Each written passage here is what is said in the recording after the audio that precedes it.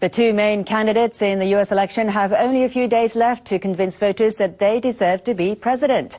Barack Obama is enjoying the advantages of being the one who already holds the office. He left the campaign trail to direct the response to massive storm Sandy. He got another chance to reach out to Americans just by doing his job.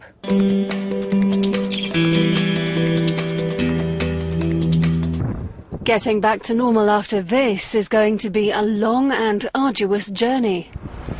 But for the people of New Jersey, reeling from the wrath of the mammoth storm Sandy, it's one that has already begun.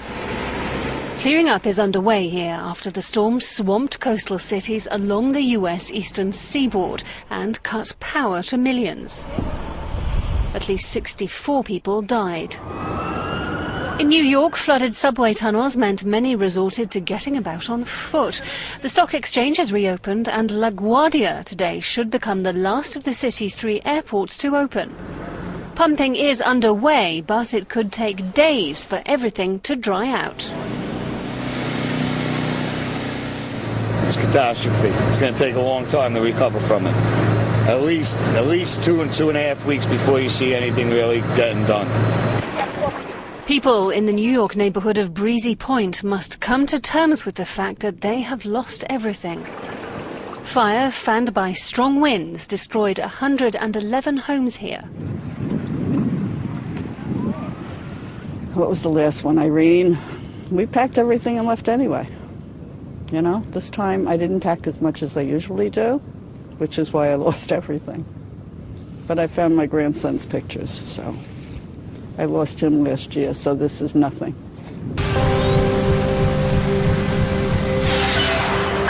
We're making progress. New Yorkers are working, and they're working together, and they're working at getting us back to work, and we are making progress. When we first began, we were focused on public safety and keeping people safe. That task largely has been completed. We're now focusing on the next 2 issues, which are transportation and restoring power. All roads in the downstate metropolitan area have been effectively cleared. We had significant tree damage, trees down all across the metropolitan area, obviously more in Nassau, Suffolk, and Westchester, some in Rockland. But the trees have all been cleared, and we've been making significant progress there. The Midtown Tunnel, the Brooklyn Battery Tunnel, and the Holland Tunnel remain closed because of flooding, and we're actively working on those. Traffic in Manhattan today was very, very high, and the gridlock was dangerous, frankly.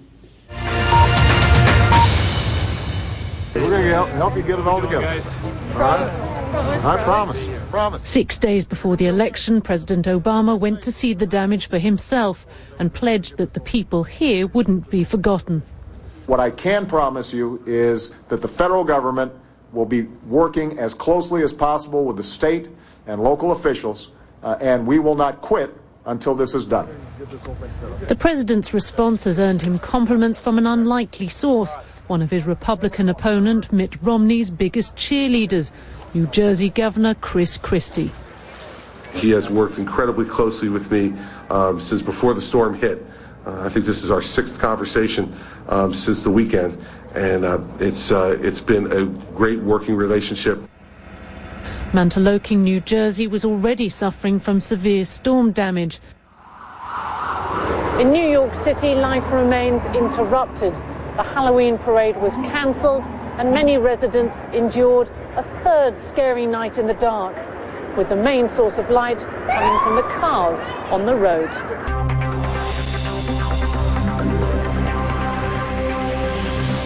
Chris Christie is a Republican who many people thought might run for the Republican nomination this year. He nominated Romney at the convention, and in the past he's criticized Obama for not having a plan. But over the last few days, he's repeatedly and publicly congratulated the president on the determination and the grit that he has of the situation, saying that even while they were flying around in the helicopter, the president was making phone calls to make sure that the help that's needed gets through. Now, inevitably, a lot of people are wondering whether looking presidential and having the resources of FEMA, the Federal Emergency Management Agency, at his disposal are going to help President Obama in the election, which is due in 6 days' time. Remember, too, a lot of Americans have already voted, and FEMA does have the resources to do everything from deliver food and nappies to call in the Army or the Air Force for heavy lifting duties for what the power utilities need. And it's already said it will help, if necessary, in the areas where there are power cuts to make sure that they can hold voting next Tuesday. So all of that gives President Obama center stage with some support from Chris Christie, and of course Mitt Romney is inevitably left a little bit on the sidelines.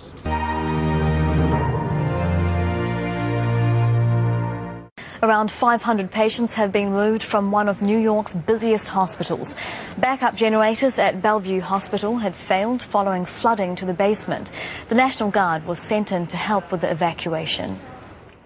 We have been coordinating with the city, the state, and the Greater New York Hospital Association to identify available hospital beds across the city, and we believe that we have now identified the necessary number of beds to complete the transfer process. By sometime tomorrow, all of the patients should be safely transferred to other facilities. The lights are back on at the New York Stock Exchange for the first time this week. The opening bell rang Wednesday morning to much fanfare. New York City Mayor Michael Bloomberg did the honors.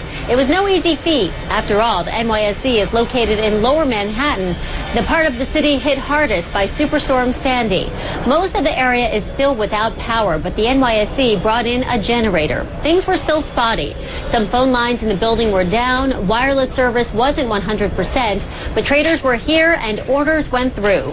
The NYSE wanted to get back to business as soon as possible to instill confidence, but they couldn't rush it. COO Larry Leibowitz says it was a risk-reward issue. We've seen a lot of technology problems over the last year or two. We've seen a lot of sort of jolting to the public confidence when the market isn't working the way it's supposed to. And I think between that and the fear of the risk for human, loss of coming in and being either trapped here or away from their families, we all came down on the side of let's not take the risk. As for the market, stocks ended slightly mixed. Investors finally got a chance to react to news that happened over the past few days. Facebook fell almost 4% as employees finally got to sell shares that vested Monday. Ford Motor jumped almost 8% after it reported quarterly earnings Tuesday that beat estimates. Disney shares fell 2% after it announced the deal to buy Lucasfilm on Tuesday.